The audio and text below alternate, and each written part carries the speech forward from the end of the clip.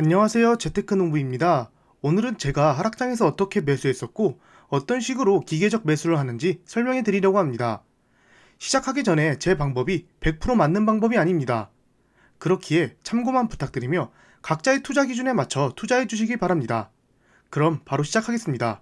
구독과 좋아요 부탁드립니다. 해당 영상은 개인적인 의견일 뿐 참고만 부탁드립니다. 어제도 나스닥은 1.33%나 오르며 이번 주에만 무려 9%가량 상승하고 있습니다. 어제 상승의 원인은 커뮤니티 게시판에 말씀드렸다시피 단기적으로 금리 인상 악재가 해소됐고 러시아 디폴트 우려가 완화됐습니다. 하지만 유가는 다시 9%나 급등하고 있고 공포지수 빅스도 아직 25 이상을 유지하고 있습니다.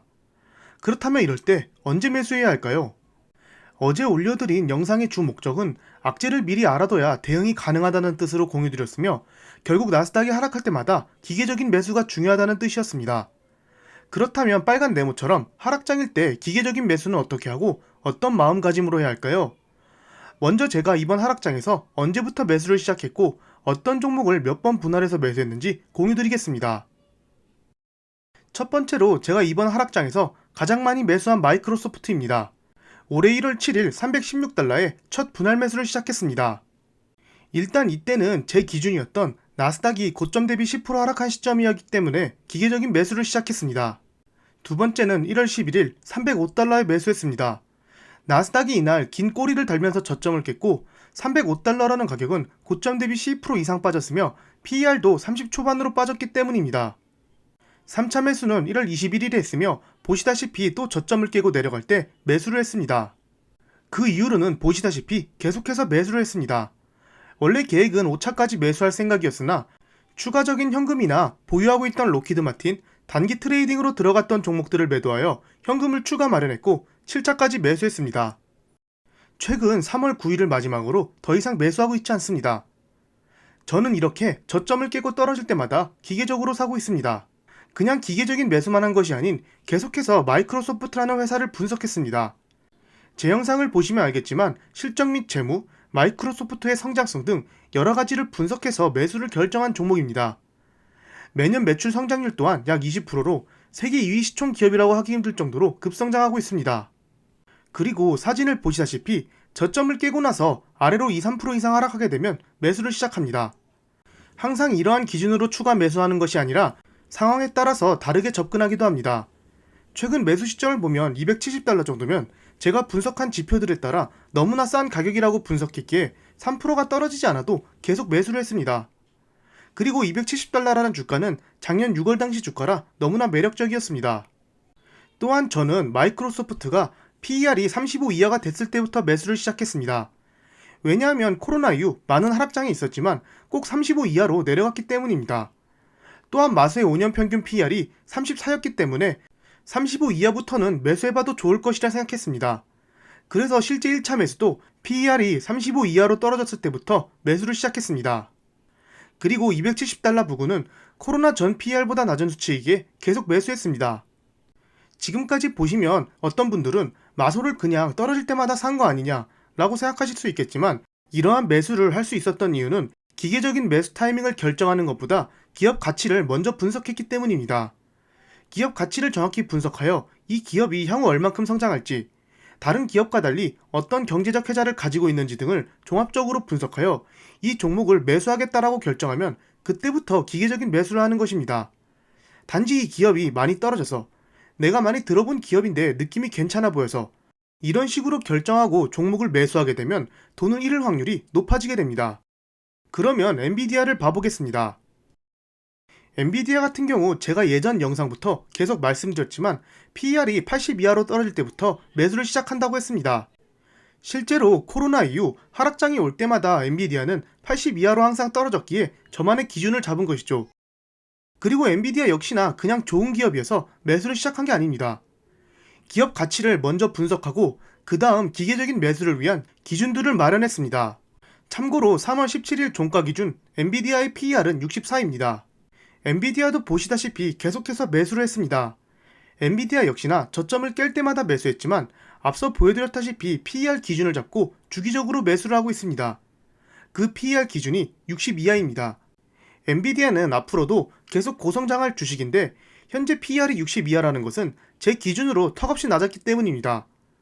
그래서 PER 60 이하에서는 매주 한 번씩 매수를 한다고 말씀드렸고 실제로 이번 주 초에 매수를 또 했습니다. 하지만 현재는 64까지 올랐기에 잠시 매수를 멈췄지만 이런 식으로 고점 대비 하락률과 PER, 시장의 상황 등을 보며 매수하고 있습니다. 다시 한번 말하지만 가장 첫 번째 기준은 기업의 가치 분석입니다. 구글 같은 경우 2월 말에 전부 매수했고 그 이후로는 추가 매수하지 않았습니다. 구글은 보시다시피 나스닥이 10%가량 하락한 상태에서도 실적과 주식 분할 발표로 신고가를 찍었습니다. 그렇기에 고점 대비 하락률이 다른 빅테크 주식들과 달리 낮았지만 매수를 시작하게 됐습니다. 앞으로 호재들이 많았기 때문이죠. 어쨌든 구글의 매수 타이밍을 계속 보고 있다가 1월 전접전과 비슷하게 왔을 때부터 매수를 시작했습니다. 지금까지 보여드린 저의 기계적인 매수법을 정리해드리자면 가장 첫 번째는 기업 분석입니다. 기업에 대한 가치가 정확히 분석되고 미래에 더 큰 주가 상승이 예상되면 분할 매수를 시작하는 것입니다. 하지만 시장 상황에 따라 바로 매수하는 게 아닌 이처럼 하락장이 시작됐다면 자신이 분석한 지표들이나 하락률에 따라 그 값에 도달했을 때부터 기계적인 매수를 시작하는 것입니다. 앞서 보여드렸다시피 마소의 첫 번째 매수 시점은 316달러였고 엔비디아는 263달러부터 매수를 시작했습니다.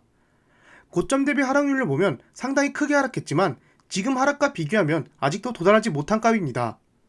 제가 왜 그때부터 매수했을까요? 항상 말씀드리지만 앞으로의 시장 방향은 아무도 예측하지 못합니다. 계속해서 더 떨어지겠지 하고 각을 보다가는 영원히 못 살 수가 있습니다. 그렇기에 예를 들어서 나스닥이 고점 대비 10% 떨어졌고 내가 관심 있는 종목 PER이 내 기준 아래로 들어왔다 싶으면 분할 매수를 시작하는 것입니다. 떨어질 때마다 매수를 하는 것이죠. 그리고 현금이 정말 없다 싶으면 리밸런싱을 하는 것입니다. 종목을 갈아타는 것인데 전부 하락했지만 더 빨리 상승할 종목으로 갈아탄다든지 아니면 해지용으로 사둔 종목을 정리하여 현금을 마련하는 것입니다. 기계적인 매수가 왜 중요하냐면 바로 제가 과거에 이 기계적인 매수로 많은 수익을 봤기 때문입니다. 지금 보이는 이 종목은 어떤 종목의 차트일까요? 바로 우리가 가장 좋아하는 테슬라 차트입니다. 테슬라의 재평단은 파란색 화살표 시점인 113달러입니다. 그렇다면 제가 이 시점에 전부 샀을까요? 아닙니다. 아주 위에서부터 매수를 시작했습니다. 보시면 2020년 2월과 3월에 테슬라를 매매했던 기록입니다. 찾기가 힘들어서 몇 개만 가져와 봤습니다. 주식 분할 전 가격으로 표시되어 있어 주식 분할 가격으로 다시 표시했습니다. 그러면 언제부터 제가 매수했을까요? 보시다시피 거의 고점 부근부터 매수를 시작해 떨어질 때마다 계속 매수했습니다. 그리고 거의 최저점에 달했을 때도 계속 매수했습니다. 과연 저 때가 저점인지 제가 알았을까요? 절대 몰랐습니다. 그때 그냥 저점을 깨니 기계적인 매수를 했던 것이죠. 그렇기에 제 평단은 113달러로 낮아진 것입니다. 바로 파란색 선처럼 말이죠. 아마 3월 말에 매수할 때가 거의 마지막으로 현금을 다 썼던 걸로 기억합니다. 매수하는 순간에 제 마음은 어땠을까요? 많이 아팠습니다. 왜냐하면 테슬라가 가장 저점일 때 제 수익률은 마이너스 38%였기 때문입니다. 근데도 버티고 계속 매수했던 이유가 무엇일까요? 바로 기업 가치에 대한 분석이 되어 있기 때문입니다. 앞서 말씀드렸다시피 기업 분석이 먼저 되지 않으면 이렇게 하락할 경우 기계적인 매수를 한다 해도 우리는 손절을 칠 수밖에 없습니다. 내가 매수하고 있는 기업이 앞으로 어떻게 성장할지 모르기 때문이죠. 그래서 항상 기업 분석이 먼저라고 말씀드리는 겁니다. 그러면 이렇게 버티고 나면 수익률은 어느 정도일까요? 테슬라의 차트를 현재까지 이어서 보겠습니다. 제 평단가가 보이시나요? 거의 보이지 않습니다. 앞서 보셨다시피 저 파란 네모 부분에서는 지지고 볶고 30% 이상 하락하고 세계 경제가 무너진다는 등 엄청나게 힘들었습니다. 하지만 기업 가치를 분석해서 확신이 있었고 꾸준히 기계적인 분할 매수를 통해 660%에 달하는 수익을 볼 수 있었습니다. 저점이 어디인지는 모르지만 그 당시 언제 매수했어도 이렇게 높은 수익률을 볼 수가 있습니다. 그렇게 마소와 엔비디아를 현재 주가보다 높은 가격부터 매수를 시작했습니다. 첫 매수를 하고 나서 반등할지 아니면 지금처럼 하락할지는 아무도 모르기 때문입니다. 단지 미래에는 그 주가보다 더 성장한다는 확신이 있었기에 분할 매수를 시작했던 것이죠. 저는 테슬라를 아직 팔지 않고 계속 가지고 있습니다. 그 이유는 테슬라 주가가 이렇게 급등하는 동안 테슬라의 기업 가치는 계속 커졌기 때문이죠. 이것으로 드리고 싶은 말씀은 지금 공포장이 2에서 3년 뒤 아니면 더 미래에서 보면 지금 보이는 파란 네모처럼 정말 기억도 안 나는 그런 작은 골짜기일 거라는 말씀입니다. 이렇게 보면 언제 사도 현재 주가는 충분히 싸다고 생각하나 우리는 주식을 공부하는 이유가 이렇게 높이 올라갈 종목을 찾고 시장을 분석하여 조금이라도 더 낮게 좋은 주식을 사려고 하기 때문입니다. 작년 말 나스닥이 고점일 때 종목을 샀다고 슬퍼하실 필요가 없습니다. 또 이번에 계속 매수했는데 현금이 다 떨어졌고 너무 빨리 산 거 아니냐고 슬퍼하실 필요가 없습니다. 결국 좋은 주식을 샀다면 시간을 두고 기다리면 이렇게 큰 수익을 줄 수 있기 때문입니다. 또한 다시 팔고 더 저점에 산다고 하시는 분들이 계신데 시장을 예측한다는 것은 전 세계 뛰어난 경제학자들도 틀리는 일입니다. 어디가 저점이고 고점인지를 알 수 있는 사람은 아무도 없습니다. 가끔 댓글들을 보면 비관적으로 시장을 보는 분들이 계십니다. 앞으로 큰 하락장이 올 것이다. 지금은 매수하기 이르다. 이런 식으로 말이죠. 그분들의 말씀이 틀린 게 아닙니다. 단지 저와 보는 시각이 다른 것입니다. 다른 것은 틀린 게 아니죠. 하지만 그분들도 단기적으로는 큰 하락장이 온다고 생각했기에 그런 말씀을 하신 거고 결국 나스닥은 우상향이다라는 결론을 가지고 있기에 이렇게 제 미국 주식 영상을 봐주시고 소중한 의견을 써주셨다고 생각합니다. 정리하자면 우리 모두 미국 주식은 우상향이다라는 전제하에 저와 같이 이 영상을 보시는 것이고 다같이 현재 상황과 종목에 대한 정보를 교류하며 지식을 나누다 보면 어느샌가 우리는 시장을 이길 수 있는 힘이 생기고 결국 시간이 지나고 나면 다 함께 경제적 자유를 이룰 수 있다고 생각합니다. 그날이 올 때까지 재테크농부도 최대한 신속하고 정확한 정보를 공유해드리겠습니다. 감사합니다. 절대 투자 추천 영상이 아닌 개인적인 의견이니 참고만 부탁드립니다. 지금까지 제 영상을 봐주셔서 감사합니다. 구독과 좋아요 부탁드립니다.